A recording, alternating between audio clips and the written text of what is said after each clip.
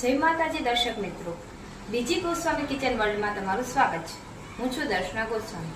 આજે આપણે બનાવશું વધેલી રોટલીના દેશી નૂડલ્સ। તો ચાલો જોઈએ નૂડલ્સ બનાવવા માટે શું શું સામગ્રીની જરૂર પડે છે। સૌથી પહેલા જોશે રોટલી, જે તમે બપોરની હોય તો સાંજે બનાવી શકો છો, સાંજની હોય તો સવારે બનાવી શકો છો।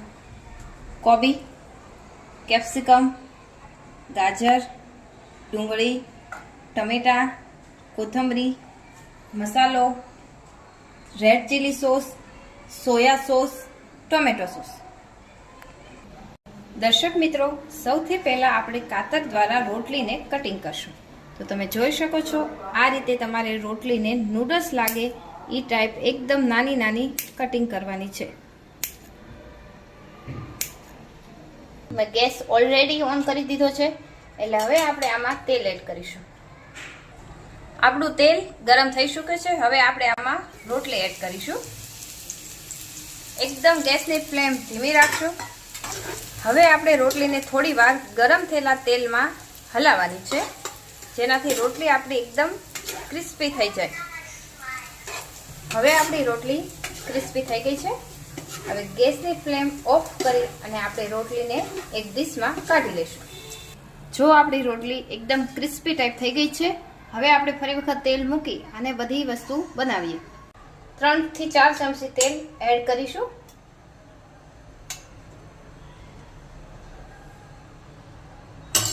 હવે આપણું તેલ ગરમ થઈ ગયું છે। હવે આમાં આપણે થોડી હિંગ નાખી છે, એટલે આપણે આને દેશી એ માટે કીધું છે કે આપણે આને દેશી ટેસ્ટ લાવવાનો છે।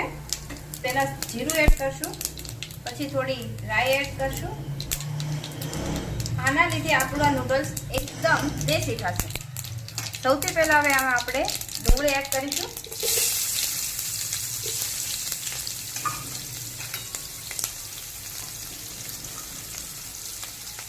પછી કેપ્સિકમ, મરચાં, ગાજર, ટમેટા। હવે આ બધી વસ્તુને આપણે ધીમા તાપે સાતળશું।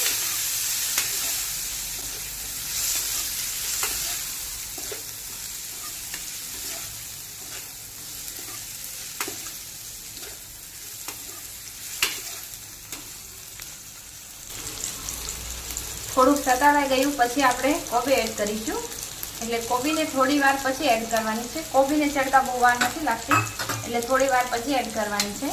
અને આ બધી જ વેજીટેબલને આપણે બહુ ચડવા દેવાના નથી, થોડા અધકચરા જેવા થઈ જાય પછી રોટલી અને બધો મસાલો એડ કરવાનો છે, કેમ કે એકદમ ચડી જશે તો એ તમને ખાવામાં મજા આવશે નહીં, એટલે આને તમારે અધકચરા ચડવા દેવાના છે। આ પ્રોસેસ તમે 2 થી 3 મિનિટ કરશો ત્યાં અધકચરા જેવા ચડી જશે। હવે આ અધકચરા ચડી ગયા છે। હવે આપણે આપણા દેશી નૂડલ્સમાં જીરું એડ કરીશું, જે ધાણા જીરું છે। થોડી એવી હળદર એડ કરીશું, થોડું એવું મરચું પણ એડ કરીશું। હવે આપણે આ ફરી વખત આ બધી વસ્તુને સાતળી લઈશું।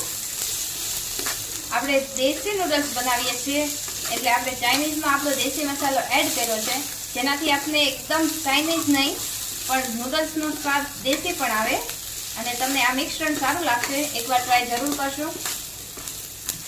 હવે આપણે આમાં રોટલી એડ કરીશું।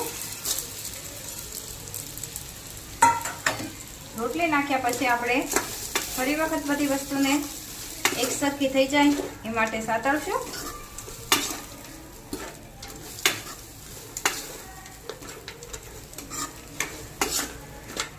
હવે આપણું બધી વસ્તુ એકદમ સતળાઈ ગઈ છે, એટલે હવે આપણે આમાં સોસ એડ કરીશું।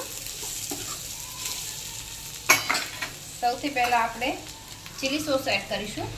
તમે જેવું તીખું ખાતા હોય એ પ્રમાણે કરી શકશો, કેમ કે આપણે આને દેશી નૂડલ્સ બનાવ્યા છે તો ઓલરેડી આપણે થોડુંક મરચું તો એડ કર્યું જ છે।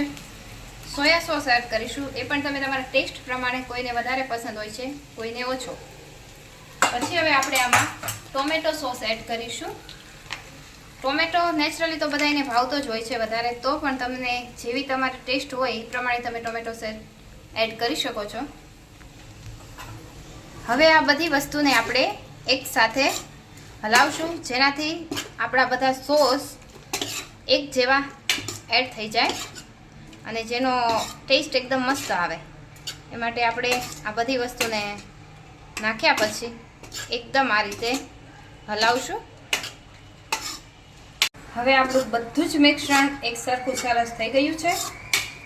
હવે આપણે આને ડીશમાં કાઢી અને સર્વ કરશું.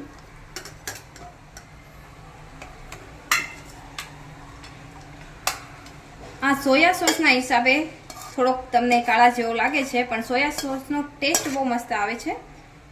એટલે નૂડલ્સમાં સોયા ઇમ્પોર્ટન્ટ છે. એટલે તમે જો દેશી અને ચાઇનીઝ મિક્સ કરવા માંગતા હો તો સોયા સોસ જરૂર નાખશો.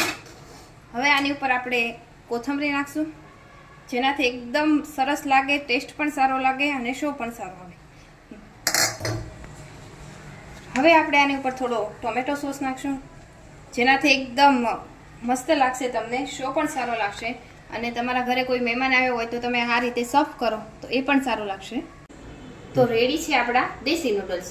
આ જે એકદમ હેલ્ધી છે, ઘઉંના લોટમાંથી બનેલા છે એ માટે, અને જે તમારી ડાયજેસ્ટિક સિસ્ટમ માટે અને બનાવવા માટે ઇઝી છે.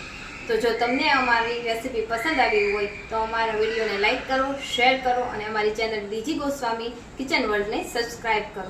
તો આવી નવી વાનગીઓ માટે જોતા રહો ડીજી ગોસ્વામી કિચન વર્લ્ડ. ફરી વખત આપણે મળશું નવી રેસીપી સાથે. જય ભોળાનાથ.